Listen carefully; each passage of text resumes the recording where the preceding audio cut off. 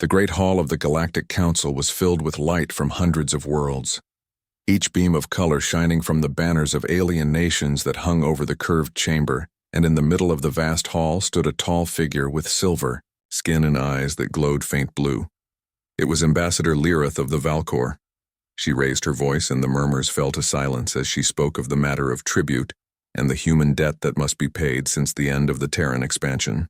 Wars many believed humanity had grown too bold, too proud, and now the Council demanded payment as proof of loyalty.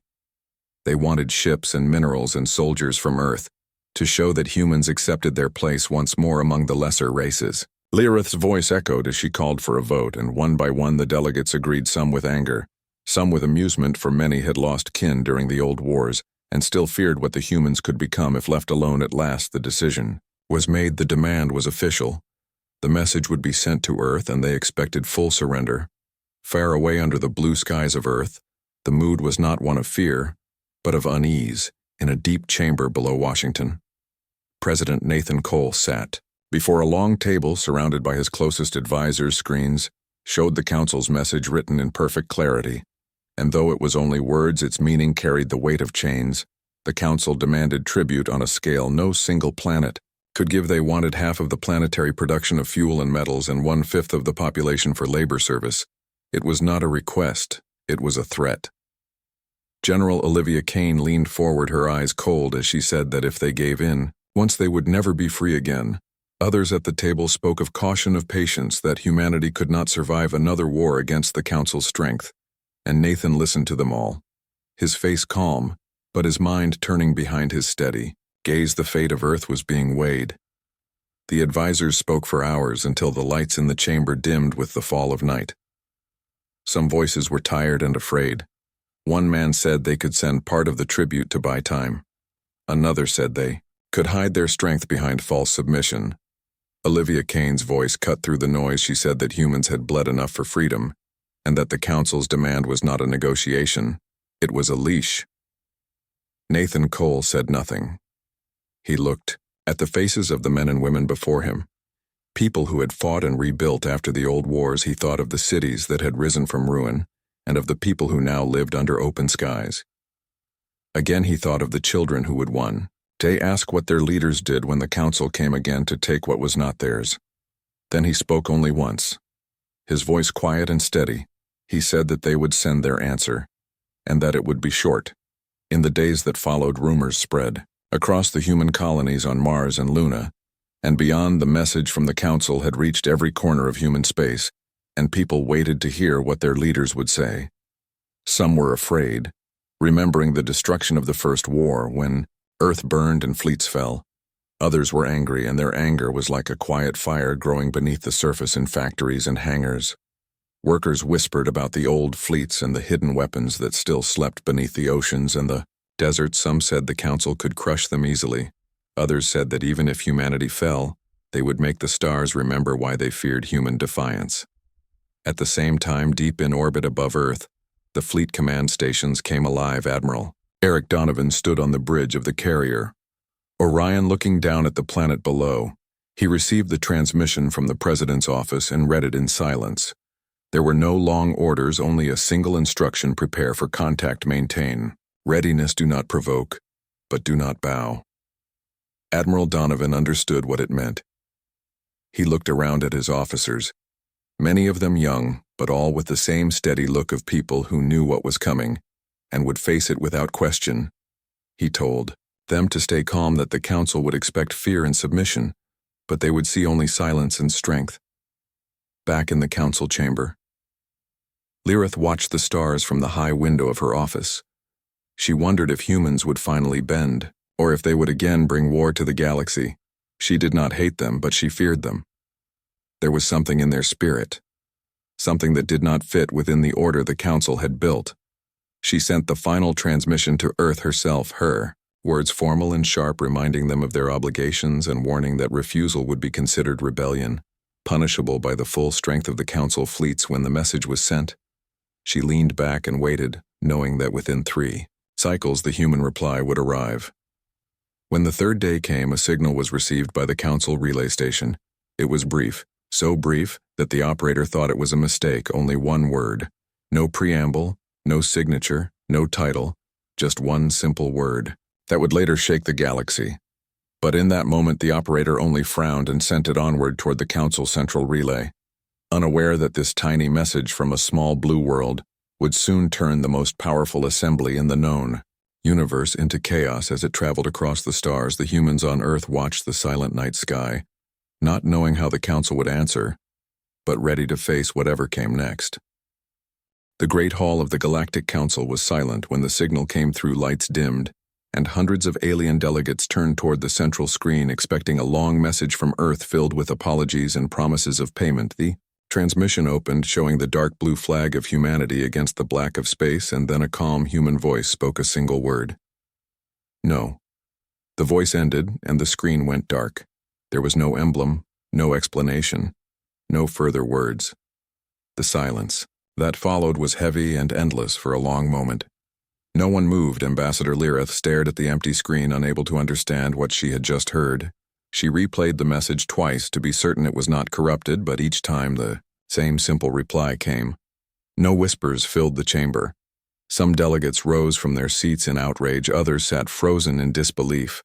The sound of confusion and anger grew louder, until Lirith struck her staff against the floor to restore order. She demanded silence, her voice echoing through the dome. She asked if any other transmission had followed, but the answer was no. Nothing else had come. The humans had spoken only that one word, and then closed all channels. Lirith felt a strange chill in her chest, something between fear and anger. She turned to the council recorders and ordered the response to be logged officially. As defiance under galactic law, the act of refusing tribute was considered rebellion, punishable by total sanction, and war. But as she looked around at the faces of the other ambassadors, she saw hesitation. They had all heard stories of what humans had done in the old wars, how they had fought against fleets far larger than their own, how they had burned whole armadas to ash in the black of space, and how they had never truly been defeated. Ambassador Devore of the Krell slammed his claws against the table.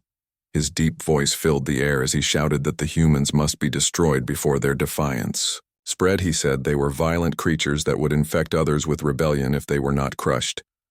He demanded the immediate assembly of a fleet to make an example of Earth, but others disagreed. Ambassador Sena of the Aerith spoke with calm warning that to strike too fast against the humans would invite disaster. She reminded them that humanity had been silent for many years, rebuilding their worlds in secret, and that their true strength was unknown. She said that if the Council acted in haste, they might awaken something far worse than defiance. Her words made many uneasy. Lirith listened to them both, torn between duty and fear. She had seen the human cities after the war. She had walked through the ashes of their ruins, and seen the eyes of survivors who refused to bow. She knew the meaning behind that one word. It was not ignorance. It was defiance, pure and deliberate. As debate filled the hall, word of humanity's answer spread across the galaxy in distant worlds. Traders and soldiers spoke in hushed voices about the message. They said the humans had refused the Council and dared the great powers to act. Some admired the courage, others called it madness. In the spaceports of neutral systems, rumors grew of human fleets moving in secret, of weapons hidden in the void, of outposts gone silent. Near the borders of Sol space, the Council tried to stop the spread of fear, but whispers could not be contained. The one word had become a spark that reached every world faster than any official decree on Earth. President Nathan Cole watched the reports from orbital sensors and diplomatic channels. He sat with General Olivia Kane and Admiral Eric Donovan in the same underground chamber where they had made their decision. The reply had been sent, and now they waited. Kane said the Council would not take long to react. They would send warnings first, then ships, then fleets. She said they must be ready for everything. Nathan agreed, but said they would not strike first. They would defend if attacked, and they would show the galaxy that humans did not bend. Admiral Donovan spoke quietly, saying that the Orion and her fleet stood ready, that the defense network across Mars and Luna was armed, and that all communication channels were secure. Nathan thanked him, then turned to the dark screen where the Council's emblem still glowed faint red, waiting for an answer that would never come. Days passed across human space in tense silence. Civilians watched the skies and soldiers stood by at their posts. Factories worked without rest, producing ships and weapons that had been hidden from the Council's eyes for years. Miners on the moons sent raw materials to shipyards while engineers worked. Deep underground building systems meant for war. The people were not told everything, but they understood. They had all heard the same word. They knew what it meant. No one protested or asked for peace. They only prepared quietly, as if the whole species had remembered something ancient within them, something that refused to kneel. Meanwhile, in the council capital, the arguments continued. Lirith tried to hold the chamber together, but it was fracturing. The Krell wanted blood. The Aerith wanted delay. The silent species from the Rim wanted neutrality. Some even suggested allowing humanity to remain independent rather than risk war. Devor shouted that such weakness would destroy the authority of the Council forever, that if one race could defy, them others would follow. He reminded them that the Council's power came from fear and obedience. If humanity was allowed to stand free, then the entire order would crumble. Lirith saw truth in his words, yet she could not shake the unease within her. For each time she closed her eyes, she saw the image of the human flag and heard that calm voice saying no. As the session dragged on, an emergency message arrived from the outer sectors. Several scout drones sent to monitor human space had vanished.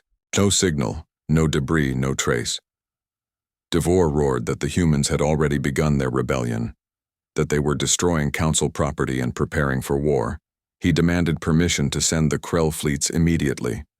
Lirith hesitated. She asked if any evidence confirmed human attack, but the answer was unclear. The drones were simply gone. It could have been a signal fault or something else. Yet she knew that Devor would not wait much longer. He wanted war, and others in the chamber were starting to agree. When the meeting ended, Lirith stood alone looking out at the star map that filled the high ceiling of the council hall. She knew what was coming. She knew that the Krell would not stop until they had launched their fleets, and that once the first shot was fired, the council would be dragged into the conflict. She wondered if humanity had planned this, if they wanted the council to act first to make them look like aggressors. She could not be sure, but in her heart, she knew that the humans had sent that one word not out of pride but out of purpose.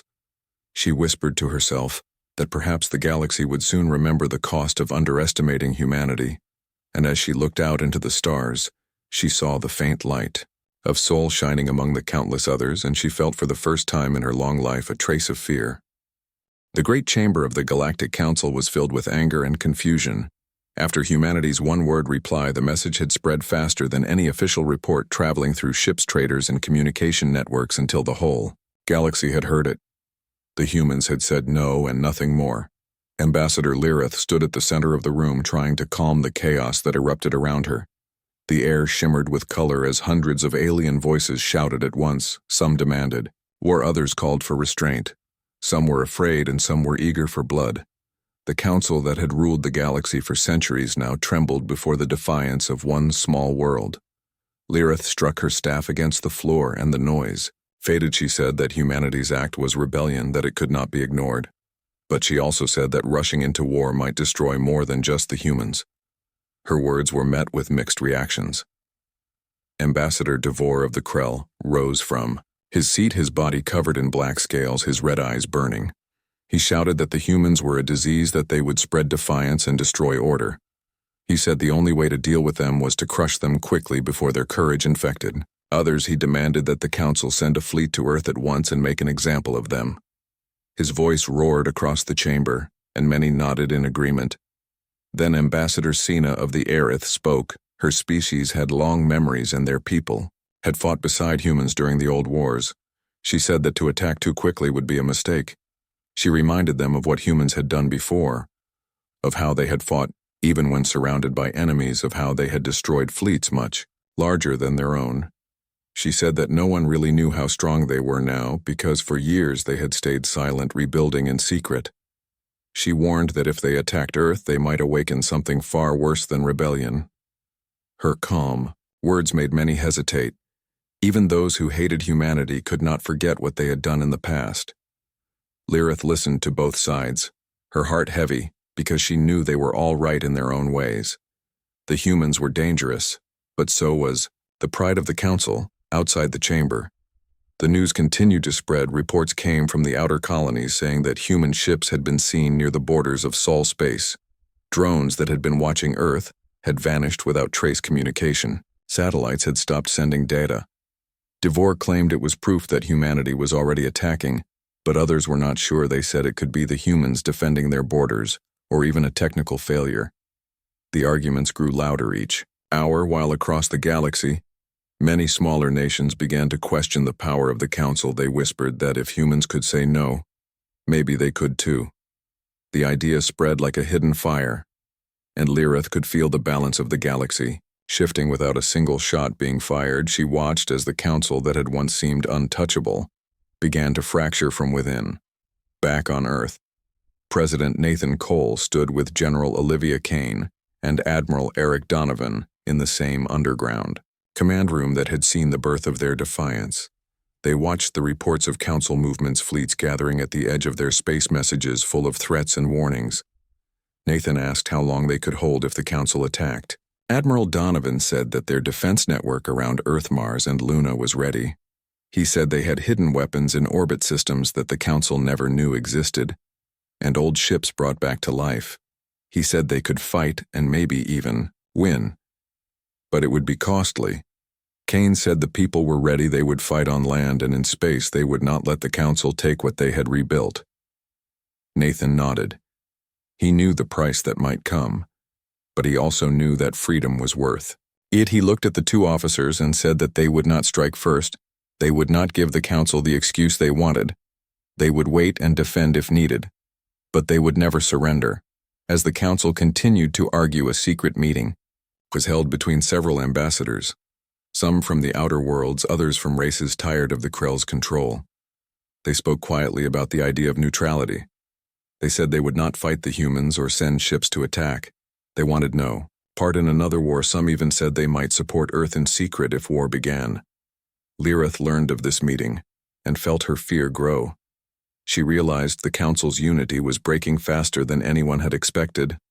The humans had done nothing but speak one word, and already the galaxy was dividing itself into sides.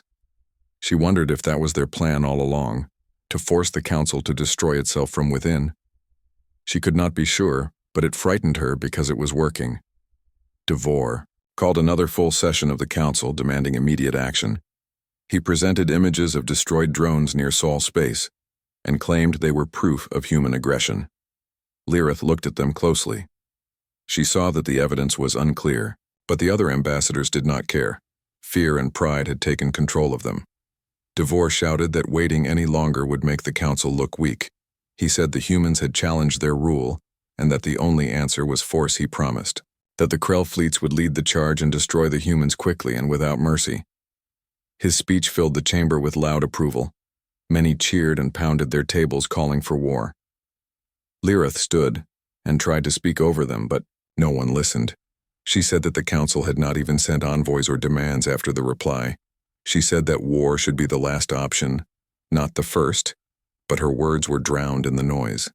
As the session ended, Devore stormed out to prepare his fleets. Without waiting for a vote, he sent messages to the Krell armadas ordering them to move toward human space. He said they would show the Council what strength looked like. Lirith watched him go and knew that once the Krell began their attack, there would be no turning back. She felt powerless to stop it. She returned to her private chamber and stood before the wide window that looked out over the capital city. Lights filled the night sky, but all she could think of was the small, blue world that had said no. She wondered if humanity knew what their one word had done, how it had torn apart the most powerful government in the galaxy and pushed it toward war. She whispered softly that perhaps they did. Perhaps it was exactly what they wanted. She thought of the humans she had met years ago when she was younger. Soldiers, diplomats, survivors. She remembered their eyes always filled with that same strange fire that no defeat could ever put out. She wondered if that fire still burned in them. Now she turned from the window and gave a quiet order to her assistant to prepare an emergency communication line to Earth. She did not know if they would answer, but she had to try. She had to know what they truly wanted, because If the Krell attacked soon, the stars themselves might burn and the age of the Council would end forever. The stars above Earth were calm when the first Krell fleet appeared at the edge of the Sol system. The alien ships were dark and heavy, shaped like blades moving through the void. Their numbers were great, and their weapons were ready to burn worlds. They came without warning and without the Council's full approval, driven by Devor's pride and hatred of humanity. They thought the humans would panic. They thought Earth would beg for peace. But they did not know the humans had been waiting. Admiral Eric Donovan stood on the bridge of the carrier Orion, his eyes calm as the sensors lit up, showing hundreds of incoming ships around him. His officers moved with steady hands. They had trained for this moment for years. He gave no speech and no threats. He simply ordered his fleet to take defensive formation. The message went through every ship of the Terran Defense Fleet, and the stars came alive with light as human ships moved into position across Mars, orbit, Luna, and Earth stations. Came online, their weapons waking from long silence. The Krell fleet sent a signal demanding surrender. There was no answer. They fired first. The first strike from the Krell was massive waves of plasma and beams cut through space, slamming into shields and stations. The humans held the line, their defenses lighting the dark. Admiral Donovan ordered return fire. The Orion's main cannons roared through the void. The beams struck true. The first Krell destroyer vanished in a burst of flame. The humans moved fast, their ships smaller but faster, coordinated with precision. Their tactics were sharp. Every move planned by years of secret training. The Krell pushed forward, expecting an easy victory, but they were met by fire from every side. Donovan's voice stayed calm. He ordered flanking maneuvers. His ships moved like one living thing, cutting into the enemy's side. The Krell commanders grew confused. They had never seen humans fight with such control. Their ships began to fall one after another, and the battle spread toward Mars. Orbit General Olivia Kane watched from the surface command room, her voice steady as she coordinated defense networks, missiles, and ground batteries fired at enemy ships that slipped past the fleet, turning them into burning wrecks in the upper atmosphere. She spoke to the president once, saying, "They would not let Earth fall." Nathan Cole listened in silence, his face pale but firm. He knew this battle would decide everything for hours. The fighting raged. The night sky above Earth glowed as streaks of light crossed it from the burning remains of ships. The people watched from cities and colonies, some afraid, some cheering, each flash in the sky, a sign that humanity still stood. Admiral Donovan lost ships, but he did not lose control. He ordered the second wave of fighters forward, fast small ships that darted between the Krell cruisers like sparks, cutting them apart from within. And when the enemy tried to regroup, they found their communications jammed by human systems designed for this very moment. One by one, the great Krell ships began to fall. On the Krell flagship, Devor himself stood at the center of chaos. He watched as his fleet was torn apart. He shouted orders, but his commands were drowned in noise. His officers told him the humans were everywhere, their weapons cutting through armor, their strategy unpredictable, their courage unbroken. Devor refused to retreat. He called for a last attack to ram the human flagship and crush it before his fleet collapsed. But before he could give the final order, the Orion's cannons fired one last time. The beam tore through the Krell command ship, splitting it apart, and Devor's last words were lost in the explosion. The light from the blast spread across space and the Krell fleet broke apart. Some tried to flee, but human ships chased them down, leaving no path for escape. The battle that had begun with arrogance ended in silence. When it was over, Admiral Donovan stood on the bridge of the Orion. The lights flickered, the ship scarred from battle, his crew exhausted. He looked at the reports. The losses were heavy, but Earth was safe. He sent a single message to the president. Victory confirmed.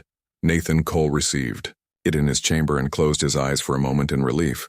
But he knew it was not the end. He turned to General Kane and said, "They must prepare for what comes next, because the Council would not stay silent for long." Kane nodded and said the people were already working, rebuilding, repairing, readying for whatever came next. She said they had proven that humanity could not be broken again. Across the galaxy, the news spread like fire. The Krell fleets destroyed the Council in shock. Worlds that had once feared the humans now whispered their name with respect and fear. Some refused to believe the reports until they saw the images for themselves. The wrecks of the mighty Krell ships, drifting lifeless near Mars. The council chambers filled, with shouting voices blaming one another. Lirith stood at the center again, her voice trembling as she demanded silence. She called for investigation. She said Devor had acted without approval, that the humans had only defended themselves, but no one listened. The council was falling into chaos. Some demanded revenge, others wanted peace. Some even said that humanity should be invited back into the council not as subjects but as equals. Lirith could see what was happening. The old order was crumbling. The balance of power had changed forever. On Earth, the people celebrated quietly. They did not see it as victory. They saw it as survival in the cities. Lights filled the night sky as people looked up at the stars, knowing that somewhere, beyond them, others now looked at Earth with new eyes. Admiral Donovan spoke to his crew, saying they had done their duty, and that history would remember them not as conquerors, but as defenders. General Kane visited the wounded soldiers and told them that their courage had saved the world. President Nathan Cole stood before a silent camera and gave a short message to the entire galaxy. He said that humanity did not seek war. They wanted peace, but they would never again bow to fear. His words were simple, calm, and final when his message ended. Billions of humans stood in silence and then cheered together, their voices reaching out into the night beyond their world and into the stars where their enemies now feared to tread. Back in the council capital, Lirith stood at the high window of her office, watching the lights of the city below. She thought of the single word that had started it all and the fire it had spread. She knew there was no going back. The humans had spoken with one voice and the galaxy had been forced to listen. She whispered to herself that perhaps the council had created its own downfall by trying to control those who refused to kneel. She closed her eyes and imagined the blue world far away, proud and scarred and unbroken. She thought of the word again, no, and knew that its echo would be heard across the stars for generations to come. The council met again in the Great Hall after the disaster of the Krell fleet. Their chambers were filled with voices shouting and arguing. The delegates blamed each other for the defeat. The galaxy had changed in a few short cycles. The humans had proven their strength and defiance, and the old order no longer held. Ambassador Lirith stood before the chamber, trying to calm the chaos. She reminded them that humanity had not attacked. First, they had only defended their worlds. But still, the voices continued. Some demanded war. Others said it was time to negotiate peace. Lirith listened as the Krell delegation sat silent. They had lost their fleets and their pride. The council's power had been shaken across human space. The fleets returned from battle, their ships scarred but alive, crews exhausted. But proud civilians watched as the warships came home and knew that the humans had not only survived, they had changed the galaxy forever. President Nathan Cole stood with General Olivia Kane and Admiral Eric Donovan in the same underground room that had planned the reply. They looked at the reports of council activity, the messages from other worlds praising or fearing humanity. And Nathan said quietly that it was not over. The council would try to test them again, but now the humans had shown they could defend themselves. Kane nodded, saying the people were ready for whatever came next. The civilians, the soldiers, the engineers, everyone had done their part and proven that humanity would never bow again. Ambassador Lirith prepared a final message to send to Earth. She chose a human envoy to appear at the council. This woman, Laura Price, was calm and confident. She had trained for diplomacy and negotiation for years, and now she would face the most powerful assembly in the galaxy. The council waited anxiously. She entered the chamber, her steps quiet but steady. She spoke clearly, saying that humanity did not seek war but would not bow to tribute or fear. She said that humans wanted only freedom and equality, and that any attempt to force them would be met with full defense. The council members listened, some with shock, others with respect. Her words were simple, but they carried the weight of billions of humans behind them. In the chamber, the old arguments had faded. They were replaced with silence and thought. The delegates realized that the humans had done what no one thought possible. They had refused the greatest power in the galaxy and survived. They had changed the balance of power with one word and careful planning. The Krell were humbled. The other species had to reconsider their place, and the council as a whole had to face the truth. Lirith herself realized that the galaxy would never be the same. She looked out at the stars beyond the windows and thought of Earth proud and free, and she knew that one word, no, had altered history forever. Across Earth, the people celebrated quietly. They did not feel they had won war. They had defended themselves and proved their place in the galaxy. Their eyes were bright with hope and pride. Admiral Donovan inspected his fleet, knowing that ships would be repaired and crews rested, and that in the future they would be stronger than ever.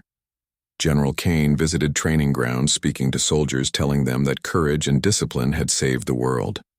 President Cole addressed the people in a short broadcast. He said that humanity had acted with honor and strength, that the galaxy had seen the truth of human will, and that from now on, no one would force them to bow. His words were calm and firm, and across cities and colonies, humans listened and felt the truth in them, and they knew that they had changed the universe with their courage and defiance. Back in the council, Lirith met with other delegates privately. They discussed how to proceed. Some suggested peace and recognition. Others feared future conflict, but all agreed that the humans could not be ignored again. The galaxy had learned a lesson. The balance of power had shifted. The council had been forced to see that one small world could stand against centuries of rule and survive.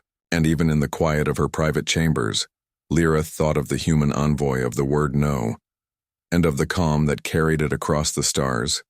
She whispered to herself that the galaxy would remember it for generations, and that the age of humans standing proud and free had begun, and the council could only watch as the future unfolded before them.